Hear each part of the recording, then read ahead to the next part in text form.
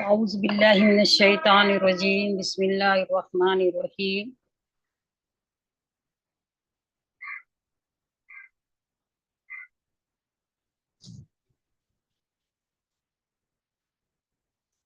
ربنا وجعلنا مسلمين لك ومن ذريتنا أمة مسلمة لك وأرنا مناسكنا وتب علينا إنك أنت التواب الرحيم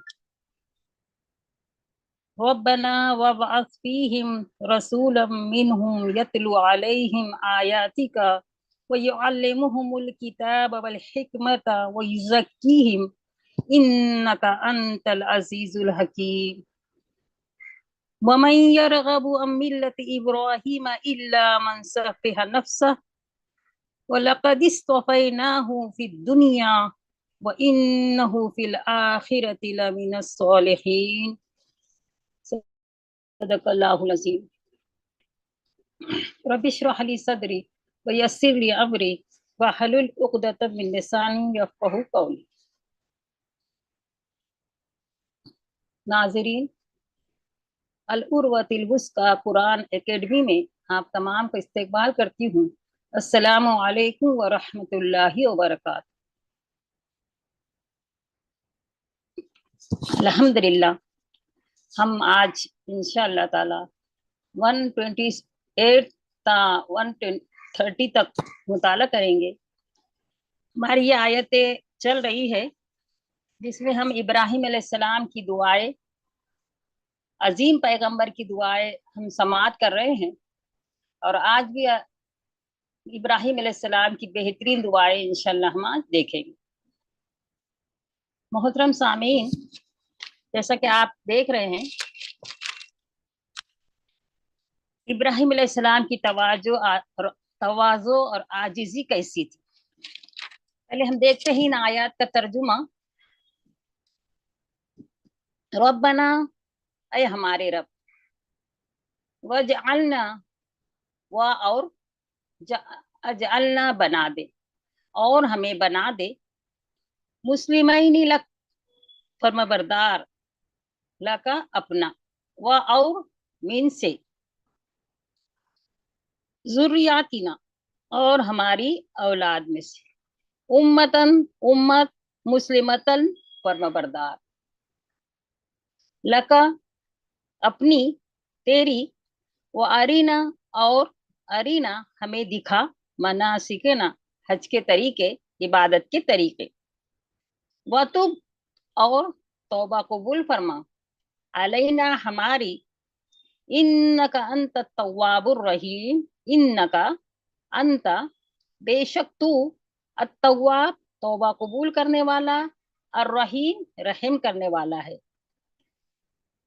اے ہمارے رب، ہم دونوں کو اپنا مسلم، مطیع اور فرمان بنا، ہماری نسل سے ایک ایسی قوم اٹھا جو تیری مسلم ہو، ہمیں اپنی عبادت کے طریقے بتا، اور ہماری کوتاہیوں سے درگزر فرما، تو بڑا معاف کرنے والا اور رحم فرمانے والا ہے۔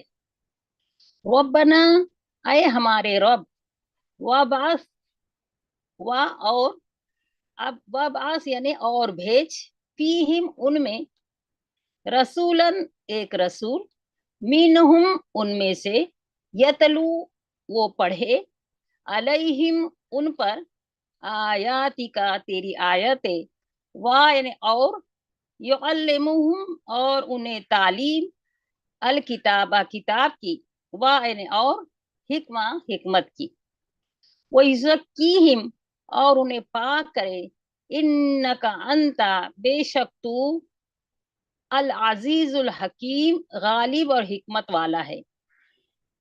اے ہمارے رب، ان لوگوں میں خود انہی کی قوم سے ایک ایسا رسول اٹھائیو جو انہیں تیری آیات سنائے، ان کو کتاب اور حکمت کی تعلیم دے، اور ان کی زندگیاں سنوارے، تو بڑا مقتدر اور حکیم ہے۔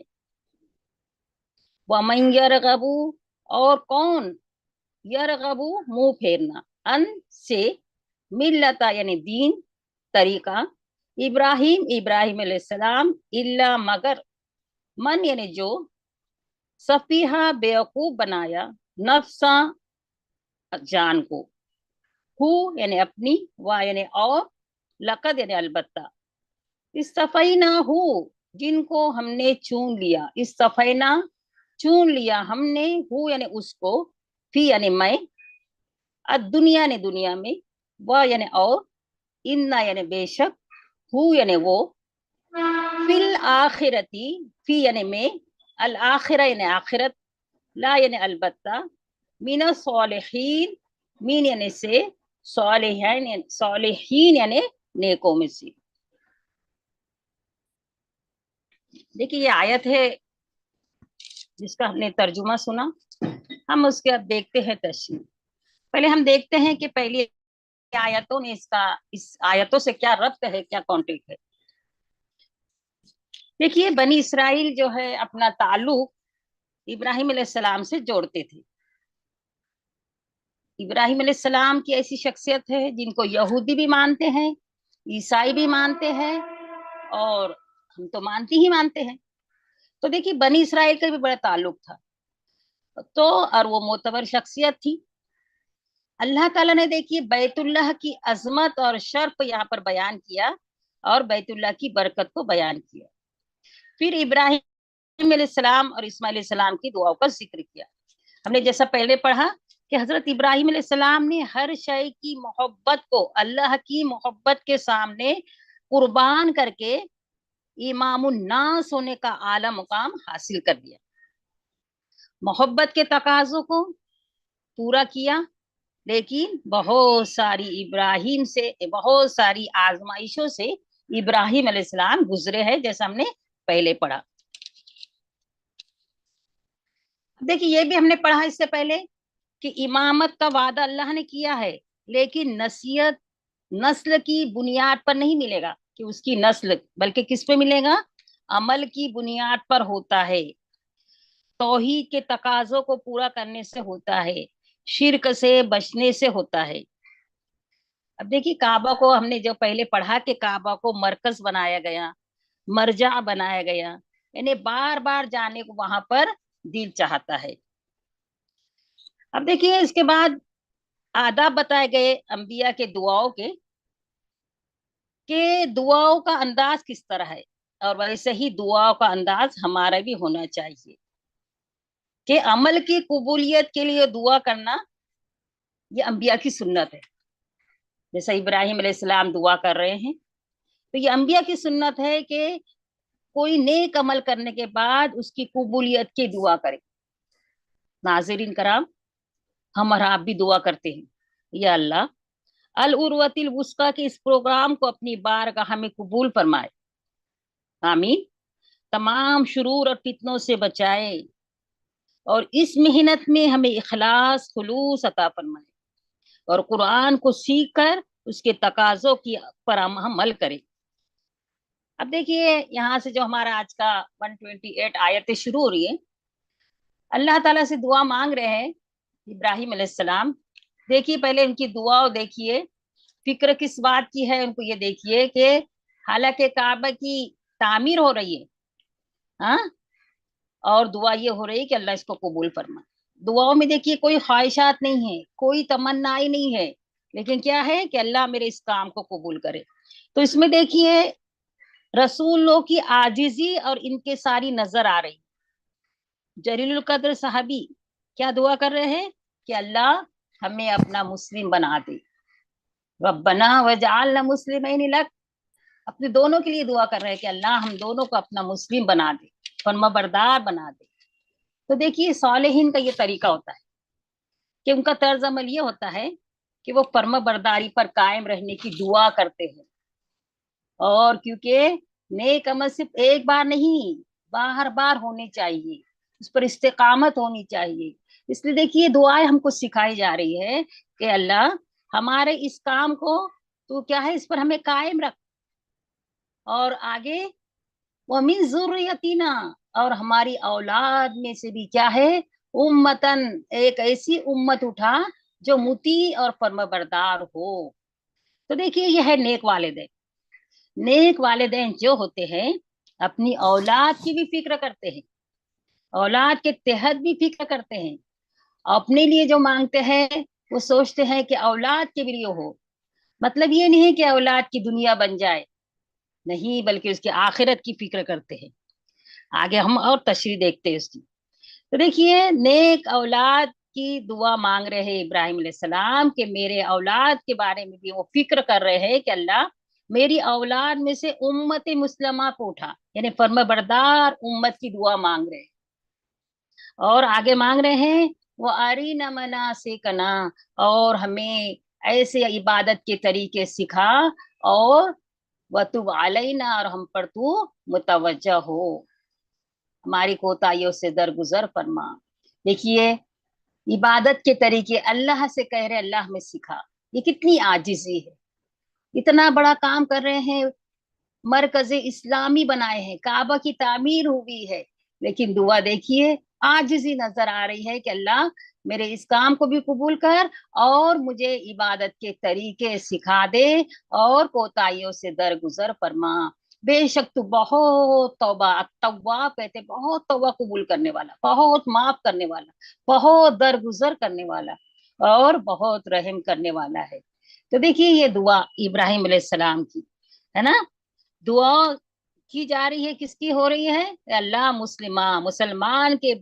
مسلمان اس کے اندر ایسی، میری اولاد میں ایسی امت مطیع فرما بردار مسلم ہو. مسلم کہتے ہیں جو کہ فرما بردار ہو، جو اپنے آپ کو سرنڈر کر دے، جو اپنے آپ کو جھکا دے. تو دیکھیے دعا کیا ہو رہی، یہ نہیں دعا ہو رہی ہے. آج دیکھیے ہم کیا ہو رہا ہے، مسلکوں کی بنیاد پر، فرقوں کی بنیاد پر، اختلافات کی بنیاد پر، تعصب کی بنیاد پر کیا ہو رہا ہے، بٹے جا رہے ہیں الگ الگ جماعتوں میں، الگ الگ خانوں میں.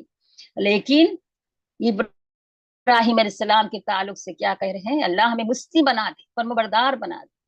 تو ہمیں بھی بڑے اس سے کہنا چاہیے کہ جب پوچھا جائے تم کون ہیں، ہم کو کہنا چاہیے کہ انا مسلم، وی آر مسلم، ہم مسلم ہے، یہ فخر سے کہنا چاہیے. پھر آگے دیکھیے آیت 129، ان کی عظیم دعا ہے، ابراہیم علیہ السلام کی عظیم دعا ہے. کیا ہے؟ اے ہمارے رب، ان میں بھیج رسول، انہی میں سے ایک رسول بھیج، انہی میں سے بھیج. تو دیکھیے ابراہیم علیہ السلام یہ دعا مانگ رہے ہیں کہ اللہ تعالیٰ، بڑی عظیم آیت ہے یہ، اس میں نبی کریم صلی اللہ علیہ وسلم کی بعثت کے لیے دعا ہوئی کہ اللہ تعالیٰ انہی میں سے ایک رسول بھیج. نبی کریم صلی اللہ علیہ وسلم کے بعثت مبارک کے لیے دعا ہوئی ہے، اور بڑی عظیم دعا ہے کہ اللہ ان میں ایک رسول بھیج. دیکھیے دعا ہوئی ہے، بہترین دعا ہوئی، لیکن قبول کب ہوئی؟ تقریباً اللہ کے رسول صلی اللہ علیہ وسلم اور ابراہیم علیہ السلام کے درمیان میں 2500 سال کا وقفہ لگا. بڑی دعاؤں کی قبولیت ہوئی ہے، بہترین دعا ہے، لیکن قبول کب ہوئی؟ اس سے پتہ چلا کہ دعائیں قبول ہوتی ہے، دعاؤں سے کرتے رہنا چاہیے، ہے نا، ایک بات.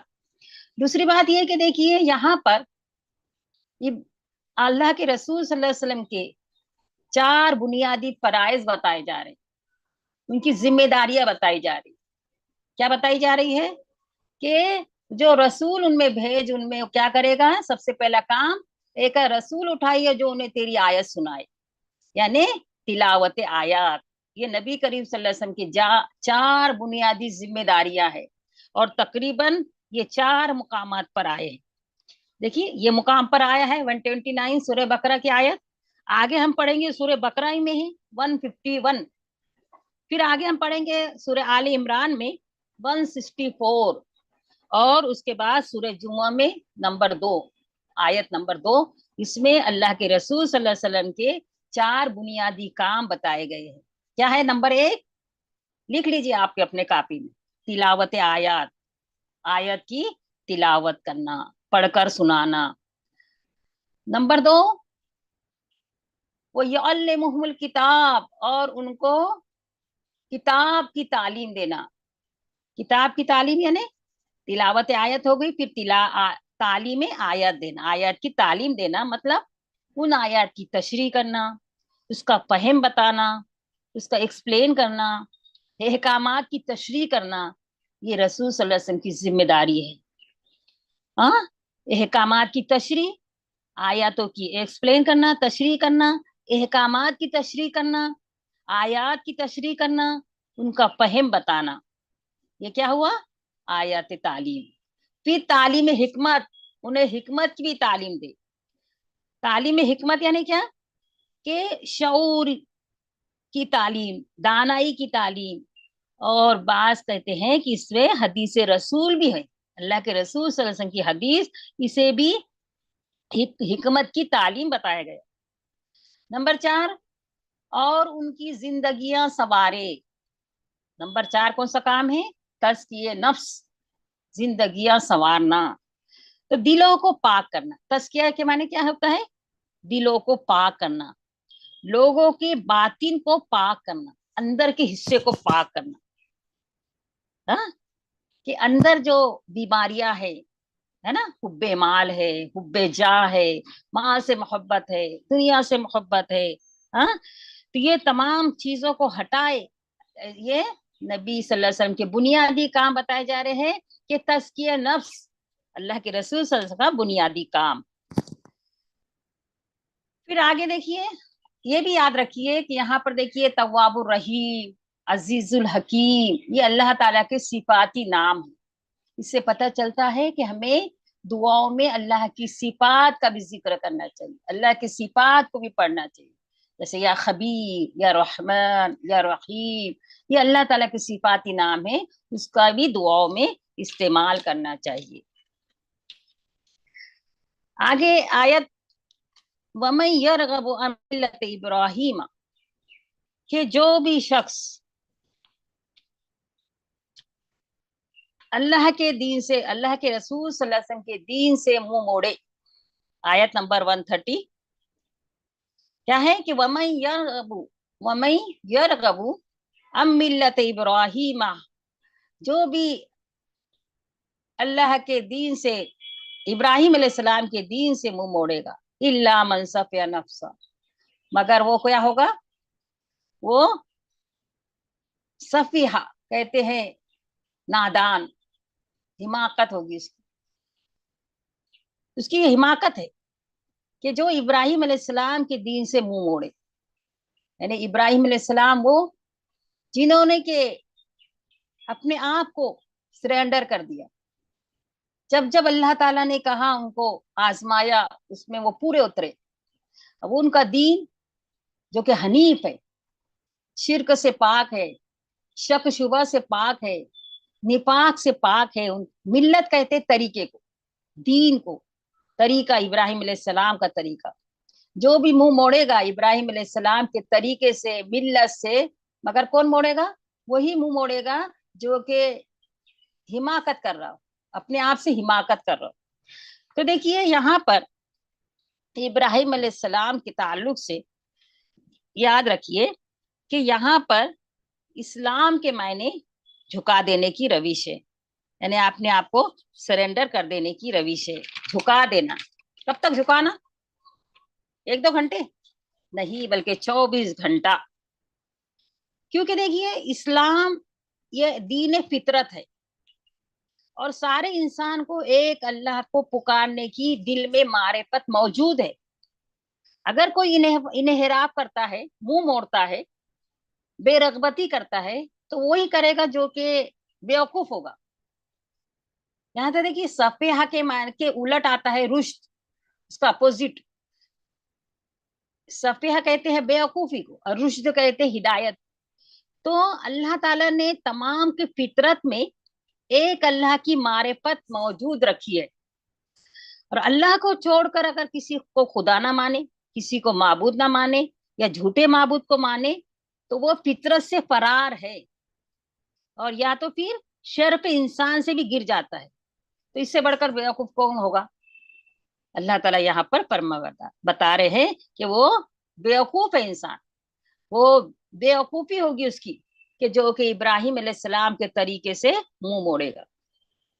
اب آگے دیکھیے ان کی اور ایک صفات بتائی جا رہی ہے کہ وَلَقَدِ اسْتَفَيْنَاهُ فِي الدُّنْيَا، ہم نے انہیں دنیا میں چون لیا ہے. ہم نے انہیں چن لیا ہے دنیا میں. کیسا چنا ہے؟ ان کو عزت بخشی ہے, ان کی تکریم کا اعلان ہے. یہاں پر دیکھیے, ایک تو ان کو دنیا میں امام الناس بنایا, ابو الانبیاء بھی کہا جاتا ہے. وہ وَإِنَّهُ فِي الْآخِرَةِ لَمِنَ الصَّالِحِينَ, اور وہ آخرت میں نیک بندوں میں سے ہوں گے, فرمانبردار بندوں میں سے ہوں گے. دیکھیے کتنا بڑا بلند درجہ ابراہیم علیہ السلام کو ملا. جیسا ہم دنیا میں مانتے ہیں دعا, ربنا آتینا فی الدنیا حسنہ وفی الآخرۃ حسنہ, دنیا میں بھی ہمیں بھلائی دے اور آخرت میں بھی بھلائی دے. یہاں پر ابراہیم علیہ السلام کے تعلق سے کہا جا رہا ہے کہ ہم نے انہیں دنیا میں بھی چن لیا, دنیا میں بھی انہیں عزت بخشی, اور آخرت میں بھی وہ نیک صالحین میں سے ہوں. دیکھیے دنیا میں امام الناس بنایا. اس کے علاوہ دیکھیے درود ابراہیم میں کتنا بلند مقام ہے کہ ہم اس کو درود ابراہیمی ہی کہتے ہیں, جو نماز میں درود پڑھا جاتا ہے. اللہ کے رسول صلی اللہ علیہ وسلم کے نام اقدس کے ساتھ ہم ابراہیم علیہ السلام کا بھی نام لیتے ہیں, یعنی یہ درود ابراہیمی وہ مشہور ہو گیا. تو دیکھیے یہ بھی کیا ہے, بلند درجہ دینا ہے دنیا میں. اور ابراہیم علیہ السلام اللہ تعالیٰ فرما رہے کہ آخرت میں تو ان کے لیے بلند درجے ہے ہی ہے. تو دیکھیے ملت ابراہیمی یعنی جو آپ کا طریقہ تھا, وہ بنیادی اصول تھے کہ جو کہ اسلام جو سکھاتا ہے, یعنی اللہ کی فرما برداری. خواہشات کی پیروی اسلام کی نہیں ہے, بلکہ اپنے آپ کو جھکا دینا, اپنے آپ کو اللہ کے آگے سرنڈر کر دینا, یہ ہے اسلام کی تعلیم. اور تمام انبیاء کا دیکھیے یہی طریقہ رہا, سب نے اسلام کی تعلیم اور سکھائی ہے اور اسلام کی ہی دعوت دی ہے. پھر دیکھیے تزکیہ نفس جو یہاں پر آیا تھا, یاد رکھیے اس کے بغیر جنت نہیں ملے گی, ہے نا. سورہ طٰہٰ 76 آیت میں اللہ تعالیٰ فرماتے ہیں وَذَلِكَ جَزَاءُ مَن تَزَكَّىٰ, کہ یہ جزائی ہے جس نے اپنے آپ کو پاک کیا. تو یہ تزکیہ نفس بہت ضروری, دیکھیے اپنے ظاہر کو بھی پاک و صاف کرنا, اور اپنے باطن اندرونی بیماریاں, مال کی محبت, دنیا کی محبت, ہاں, یہ سب دلوں سے نکل جائے. اسی لیے دیکھیے قرآن کو کہا, قرآن کے تعلق سے اللہ تعالیٰ نے کہا سورہ یونس میں کہ یہ امراض کی شفا ہے, دلوں کی بیماریوں کی شفا ہے, دلوں میں جو بیماریاں ہوتی ہے اس کی یہ شفا ہے. تو دیکھیے جب دلوں سے دنیا کی محبت نکلے گی تو پھر ہمارے دلوں میں آخرت کی محبت آئے گی. اب دیکھیے ان آیتوں سے ہمیں کیا پتا چلا. سب سے پہلے یاد رکھیے کہ ہمارا اصل تعارف جو ہے مسلمان ہونا ہے, مسلکی نہیں. ہمارا تعارف اگر ہم سے کوئی پوچھے تم کون ہے, ہم کہنا چاہیے کہ ہم انا مسلم, میں مسلم ہوں. یہ ہمارا تعارف ہونا چاہیے. اور مرتے دم تک اسلام پر قائم رہنے کا حکم دیا گیا, ہاں, کہ اسلام پر حکم دیا گیا ہے اللہ تعالیٰ نے کہ اسلام پر ہی قائم رہو آخری دم. اس لیے دیکھیے جنازے کی نماز بھی جب پڑھائی جاتی ہے, جنازے کی نماز میں یہ دعا پڑھی جاتی ہے کہ اللہ جسے بھی ہمارے اندر وفات دے, جس کو بھی, تو اللہ تعالیٰ ان کو ایمان پر دے, اور جس کو بھی تو زندہ رکھے اللہ تعالیٰ اس کو اسلام پر زندہ رکھے. یہ چند باتیں تھی اس آیتوں کے تعلق سے. اب ہم جائزہ لیتے ہیں کہ ہم کہاں کھڑے ہیں. کیا ہم قرآن کے حکم کے حوالے سے اپنی ذمہ داریوں سے آگاہ ہے, کہ قرآن کا جو حکم ہے اس کے اپنی ذمہ داریوں کو ہم پورا کر رہے ہیں. کیا ہم اولاد کی حقیقی خیرخواہی کی فکر کرتے ہیں, ہے نا. ابراہیم علیہ السلام تو اپنے نسلوں کے لیے دعا کر رہے, اپنی اولاد کے لیے دعا کر رہے. تو کیا ہم اپنی اولاد کی حقیقی خیرخواہی کی فکر کرتے ہیں, صرف جسم کی نہیں, اچھا کھلا دیا, اچھا پہنا دیا, گھما دیا, نہیں, بلکہ آخرت کی بھی فکر ہو, اولاد کی, جسم کی بھی فکر ہو, آخرت کی بھی فکر ہو, اور روح کی بھی فکر ہو. دیکھیے آگے ہم جائزہ لیتے ہیں کہ کیا ہم اپنا تعارف مسلمان پیش کرتے ہیں. دیکھیے رسول اللہ صلی اللہ علیہ وسلم کا تعارف تھا, اللہ کے رسول نے سورہ انعام میں اللہ تعالیٰ نے فرمایا 162 اور 163 میں وَأَنَا أَوَّلُ الْمُسْلِمِينَ, میں پہلا مسلم ہوں.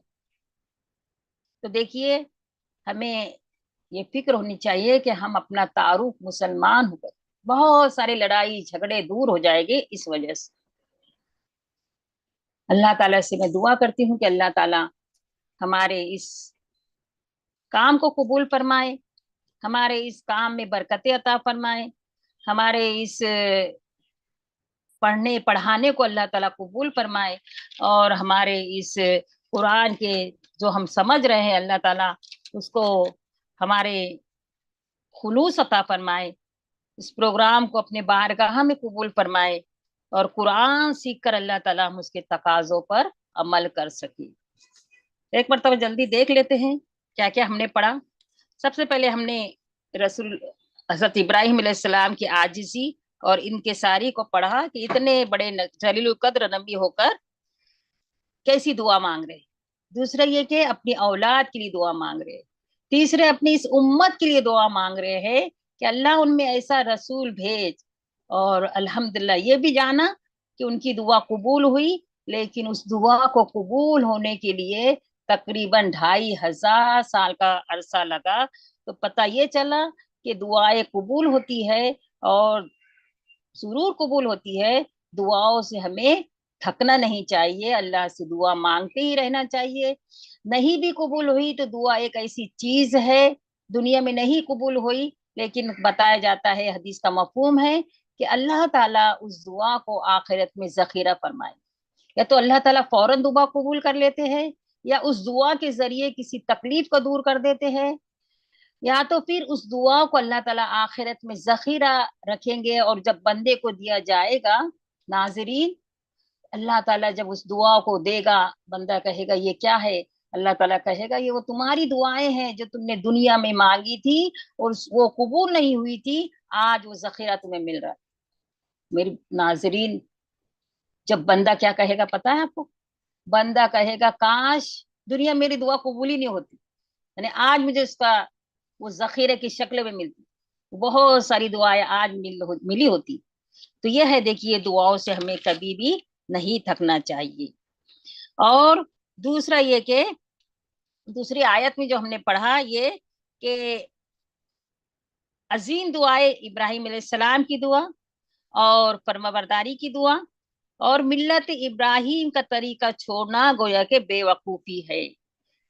مطلب یہ بھی کہ ابراہیم علیہ السلام کا جو طریقہ ہے، کیونکہ دیکھیے وہی طریقہ اللہ تعالیٰ سورہ نحل میں فرما رہے ہیں کہ ہم نے وہی کی اللہ کے رسول صلی اللہ علیہ وسلم کی طرف کہ تم اتباع کرو ابراہیم علیہ السلام کی دین کی، یعنی یہ جو طریقہ ہے وہی طریقے کا حکم ہمیں بھی دیا گیا ہے کہ یہ طریقہ اسلام اور فرمانبرداری کا طریقہ ہے، اور اسی کے طریقے پر ہم کو بھی عمل کرنا ہے۔ پھر دیکھیے نبی کریم صلی اللہ علیہ وسلم کی بعثت کی جو دعا ہوئی اور ان کے 4 بنیادی کام ذمہ داریاں بتائی گئی، تلاوت آیت، آیت تعلیم، تعلیم حکمت اور تزکیہ نفس کو پاک و صاف کرنا۔ اس کے بعد آخری آیت جو کہ ابراہیم علیہ السلام کے تعلق سے ہے کہ آپ کا اس طریقہ جو تھا وہ بہترین طریقہ ہے، اور اس کو چھوڑ کر کوئی اور طریقہ اختیار کرنا یا تو اس طریقے سے انحراف کرنا، منہ موڑ لینا، بے رغبتی کرنا، یہ بے وقوفی ہے، یہ آخر میں بتایا گیا۔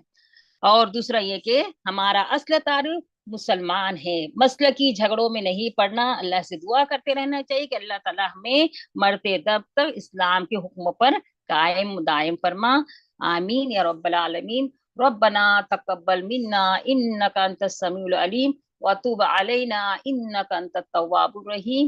اللہ تعالیٰ ہمارے اس مجلس کو تو قبول فرما، ہمارے اس پروگرام کو قبول فرما، ہمیں خلوص عطا فرما، اور قرآن کے تقاضوں پہ ہمیں عمل فرما، ہمیں اس قرآن کو سینے کا دلوں کا نور بنا دے، سینوں کی بہار بنا دے، آمین یا رب العالمین۔ سبحان اللہ و بحمدہ، سبحانک اللہم و بحمدک، نشہد لا الہ الا انت، نستغفرک و نتوب الیک۔